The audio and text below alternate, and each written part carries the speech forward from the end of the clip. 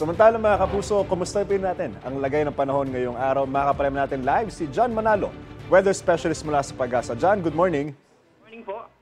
Kasalukuyan po na may minomonitor tayo na low pressure area pero nasa labas ito ng Philippine Area of Responsibility. Sa kasalukuyan ay wala itong epekto at magiging epekto sa anumang parte ng ating bansa. Pero asahan natin na magiging tuloy-tuloy yung mga pagulan dito sa Pangasinan, Zambales, Bataan, Occidental Mindoro, Batanes at Babuyan Island.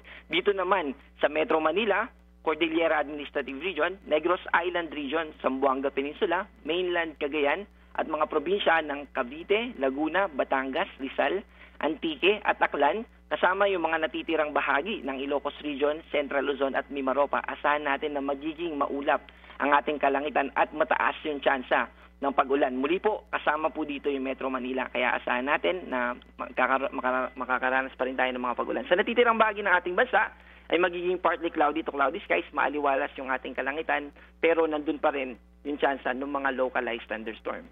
John, ito, tanong ko lang, mas palalakasin pa ba nitong low pressure area yung tinatamasa nating hanging habagat ngayon? Yung low pressure area po ay malayong-malayo sa ating bansa, pero asahan natin na yung pag-ulan na dala ng habagat ay magpapatuloy sa susunod na 2 araw.